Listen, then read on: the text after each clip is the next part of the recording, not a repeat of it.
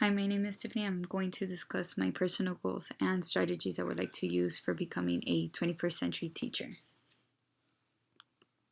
So, in today's discussion, we're going to talk about how teachers can create a technology rich learning environment to challenge and encourage all students in the 21st century. So, I in order to achieve my goals, I must use what I like to call the Lucky Seven, or what you might know them as the ISTE standards.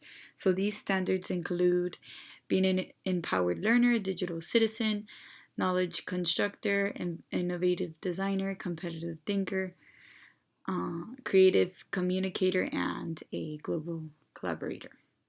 So these standards all work together in order to form a more efficient and sophisticated learning environment. So the first one is empowered learning. Empowered learner. So an empowered learner has high efficiency skills and is a goal setter. For example, they will be confident and set goals that they would work towards to achieve, whether it is on a project or assignment or even a grade.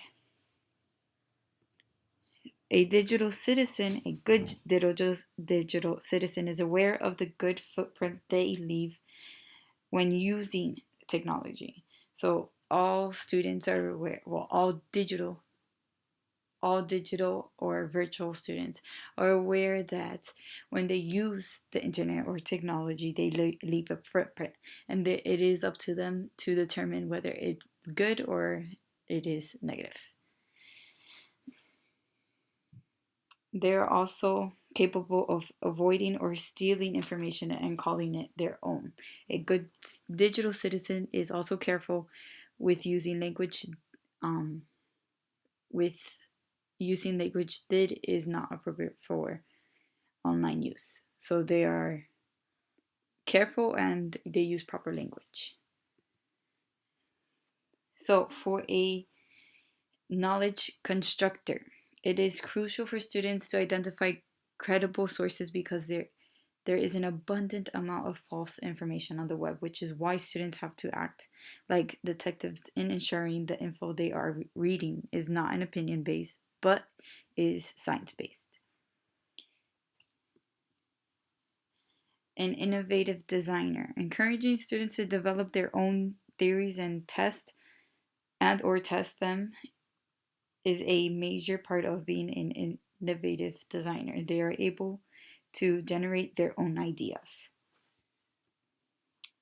A computational thinker.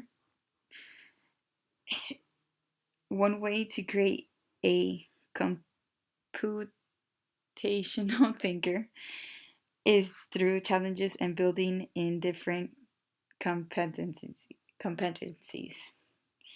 So it can be either through problem solving skills such as critical thinking, which is needed in order to develop a more sophisticated education. So a creative thinker is able to communicate clearly and express themselves in different ways. In order to encourage this, I thought could be a great way to first introduce the students to their peers with an icebreaker. These games encourage communication and is a fun outlet. For example, I remember when I went to school and I was very to myself and shy. I thought icebreakers, like I had one teacher that would use icebreakers to encourage and communication, because it there's one thing to create a creative communicator and a communicator in general.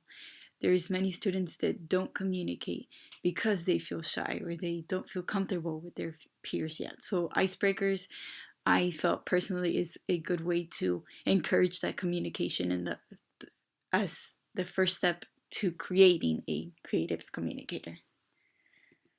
And then a global collaborator. So, last but not least, a global collaborator encourages team working skills and communication skills.